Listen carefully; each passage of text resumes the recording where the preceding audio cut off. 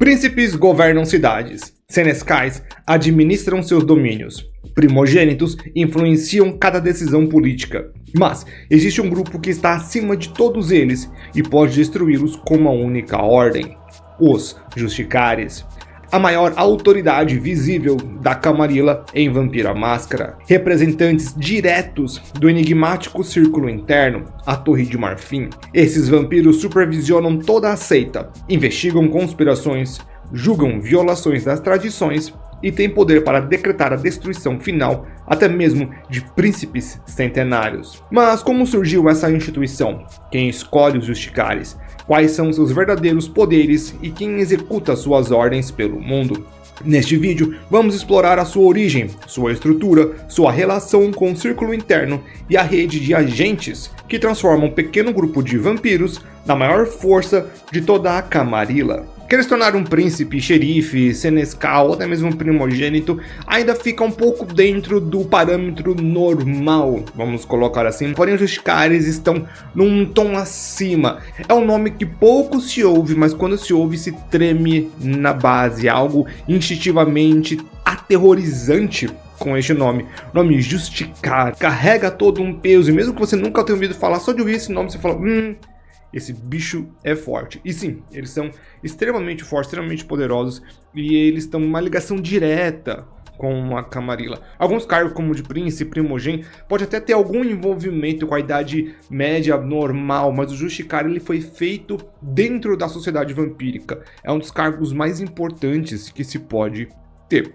E essa ligação direta com a Camarilla se faz presente desde a sua origem. Aqui a gente vai ter que tocar um pouquinho na lore do Vampiro à Máscara, porém nada muito extravagante. Terei vídeo com a lore dos anarquistas, do Camarilla e todo o resto. O que não pode ficar para depois é deixar o seu like. Tem gente que não deixa o like, então deixa o like aí, comenta qual é o seu cargo favorito da Camarilla e vamos seguir então. Tudo vai começar com a fundação da Camarilla. Esta acontece porque a revolta anarquista que viria a se tornar o Sabá, não são os anarquistas de hoje em dia, eles estavam tocando terror, então os clãs da Camarilla, os 7 clãs da Camarilla, se unificaram para formar essa instituição mundial. Essa instituição mundial seria governada pelo Círculo Interno e para regulamentar todos os príncipes, todas as cidades, foi feito o cargo de Justicar. Inicialmente, os Justicares foram os 7 representantes dos clãs que foram até a convenção e desde então a tradição se mantém.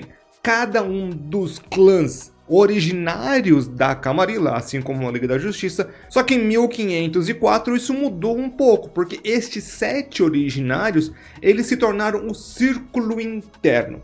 A partir desse momento, então, começaram a existir as eleições para o Justicar. A cada 13 anos se escolhe um novo Justicar para aquele clã. Claro que você pode ter vários e vários mandatos em consecutivo, o que na verdade eu acho que é bem mais interessante do que a cada 13 anos trocar, porque você vai ter que ficar trocando toda a sua linha, preparar um vampiro e tudo mais. Então eu acho que a 13 anos só para inglês ver, e só é trocado o Justicar quando ele é destruído, na minha opinião. Mas como é que se chega lá? Como é que você se torna um Justicar? O Justicar ele é muito mais do que apenas um general, pois quando nós falamos de generais, não falamos apenas de guerreiros, também são sábios, também são inteligentes, também são perspicazes. Eles têm que ter várias habilidades para ser um Justicar, não basta apenas ser rápido, forte ou inteligente, tem que ter de tudo isso e um tanto mais. A gente está falando da elite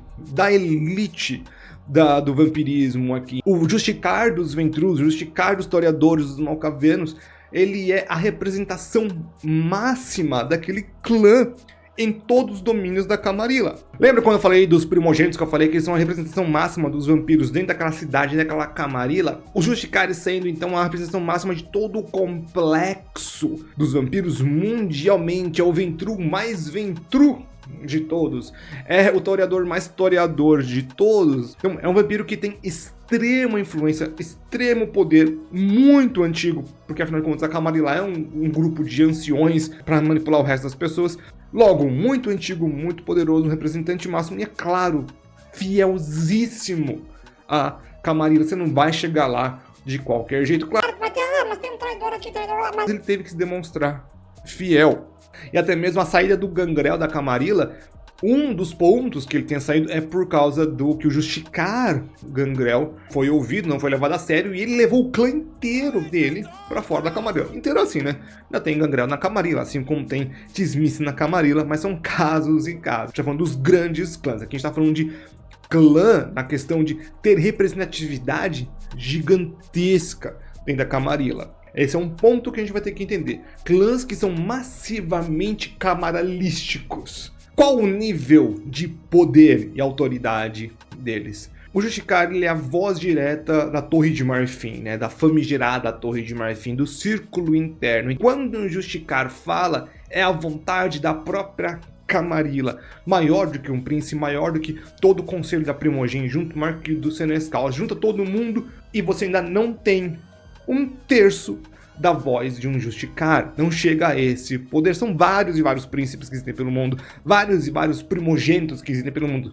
Eles são grandes coisas dentro das suas cidades. Num âmbito mundial, nem tanto. É um prefeito de uma grande cidade. Importante? É. Mas tem a autoridade para fazer o que quiser. No vídeo do Prince eu falei que o Prince é o único vampiro da cidade local que tem o direito de fazer a caçada de sangue. Um Justicar pode fazer isso com um Prince, então você imagina o resto. A escolha de Justicar, assim como qualquer outro cargo na Camarilla, ele é feito por política, ele é feito por negociações, ele é feito por os membros daquele clã como um todo, como uma organização mundial, promovem os seus candidatos. É isso. É basicamente uma super campanha política a nível mundial que acontece com os vampiros. Tem muita gente envolvida nessa política mundial. Às vezes um vampiro é muito forte, muito influente numa cidade, mas ele na verdade está sendo preparado para ser um Justicar, ou está campanhando para ser um Justicar. Por isso que ele fala, não, não quero virar príncipe. A intenção deste membro é muito acima. Então vamos imaginar que tudo que acontece, que eu falei sobre o príncipe, que é fazer acordos, ver quem é quem não é quem, puxar tapetes, não puxar tapetes, dos seus, dos outros, convencer uma primogênita, convencer um tudo isso vai acontecer ainda, só que num nível mundial. Você vai ter que convencer uma instituição efêmera que você é poderoso o suficiente, que você é talentoso o suficiente, que você tem o que precisa para ser um Justicar. Tem uma grande teoria da conspiração no mundo que é o tal do Deep State, que é o estado que controla o estado. Em Vampiro à Máscara isso é basicamente verdade. O Inner Circle, o Círculo Interno, a Torre de Marfim, eles são escondidos, ninguém sabe na verdade quem são. Eles se juntam a cada 13 anos para organizar a Camarilla e para escolher os novos Justicares. Então os Justicares sabem quem eles são, mas eles ficam quietos, porque afinal de contas eles podem perder o cargo a qualquer momento. É uma linha de conspiração muito grande. Os detalhes em si, ninguém vai ter. Isso não vai ter. Poucos livros vão falar sobre isso porque é de propósito, para que você possa implementar as suas histórias aqui no meio. Quanto mais pra cima em Vampiro à Máscara a gente vai, mais etéreo vão ficando as coisas, e é de propósito, é por design. É para que ninguém saiba o que realmente aconteça e o seu narrador poder encaixar o que ele quiser. Então tem muitas lacunas do que eu tô falando. E infelizmente essas lacunas quem vai ter que responder é você, meu querido narrador, minha querida narradora. Mas o que um Justicar faz? Bem, o Justicar ele faz o que ele quiser. Claro que não. O Justicar faz o que o Círculo Interno quer. Com todo o poder em Vampiro à Máscara, ele vem com uma linha para você ser puxada por alguém. Não vamos citar o Círculo Interno aqui, porque aí a gente vai falar de muita conspiração acima de conspiração. Os Justicares, eles são uma ferramenta do Círculo Interno. Eles têm uma liberdade tremenda, são respeitados, são tudo. Mas eles continuam sendo uma ferramenta da Camarilla. É uma coisa muito doida isso. Basicamente, eles fazem de tudo. O maior foco deles é o sabá, tradição. Afinal de contas, a Camarilla nasce como uma instituição anti-sabá, investigações a nível conspiração total. Um Justicar chegando na cidade é um dos acontecimentos mais grandiosos que vai acontecer nas últimas décadas em tal. Ter um na cidade é algo totalmente inesperado. Um dos grandes atos que eu vou colocar aqui é quando um Justicar organizou a retomada de Nova York nos anos 2000. No V3, no V20, Nova York não era da Camarilla, era do Sabá, e um Justicar organizou centenas de vampiros, carniçais e o caramba 4 para retomarem Nova York, o que foi conhecido como a Batalha de Nova York. Vale a pena ler esse relato, tem no New York by Night para quem quiser ler. Eu recomendo muito ler algum By Night, para quem quiser criar um By Night, vai ter um videozinho meu. Na verdade, são vários vídeos, esse vídeo faz parte da criação de um By Night, mas é um processo todo complicado que eu tô fazendo, porque eu sou doido. Vale a pena ler esse relato inteiro para perceber o quanto eles são respeitados, o quanto são poderosos. O máximo poder dele é o direito à destruição. Esse direito à destruição é o mesmo direito à destruição que um Sire tem com o seu vampirinho quando ele é um Shielder, né? Quando ele tem de 10 a 20 anos, que ele ainda tá preso, que o Sire pode simplesmente qualquer hora ir lá e destruir e que ninguém pode falar nada. Os Justicares têm esse mesmo poder, eles podem fazer isso quando eles quiserem, quando é na telha. Claro que como Vampiro à Máscara é um jogo político, a gente tem que lembrar que caso eles façam isso com alguém que todo mundo gosta, vai gerar repercussões, vai gerar problemas, vai gerar um bando de coisa. Esses burburinhos vão subindo, vão subindo, vão subindo e ele pode perder o cargo. Então é sempre um balanço. Eles têm uma autoridade máxima, essa autoridade máxima ainda passa por aprovação de outros vampiros poderosos. No Vampiro à Máscara, ninguém tá solto, ninguém tá acima de tudo. Obviamente, que quando ele chega numa cidade pra investigar e ver que tá tudo errado, ele pode tirar o príncipe, pode tirar a primogênita, pode reorganizar todo o governo daquela cidade que tá, ok, tá no direito do Justicar fazer isso. Ele vai ter a carta branca final, só que essa carta branca final vem com umas letrinhas bem miudinhas, que ele pode ser tirado do cargo daqui a algum tempo. E destruição é sempre um possível problema, claro que aí vão gerar outras repercussões e até mesmo, quem sabe, uma guerra civil, mas isso é uma coisa que vamos deixar no ar para que outros narradores possam decidir. Os Justicares, é claro, não andam sozinhos, eles têm dois grandes agentes que sempre carregam seus chaveirinhos principais, esses são os Archons e os Alastores. Os nomes aqui ficam geniais. Os enviados mais diretos e os mini Justicares, vamos colocar assim, são os Archons. Eles vão servir basicamente como se fossem os whips dos primogênitos. Então, se um Justicar é análogo a um primogênito, os Archons são análogos aos whips. Não é igual, é análogo, é parecido. Sempre tem gente, mas na verdade não é parecido. Eles fazem a mesma coisa que os Justicares. Cada Archon pode ter uma especialidade, um pode ser bom em espionagem, outro pode ser bom em política, briga, seja lá o que for. Então ele pode ter aí algum desses Archons espalhados pelo mundo e cada um vai fazendo uma coisa. Eles podem mediar brigas, podem investigar um domínio, pode ser que ninguém saiba que ele tá lá, pode ser que a presença dele seja...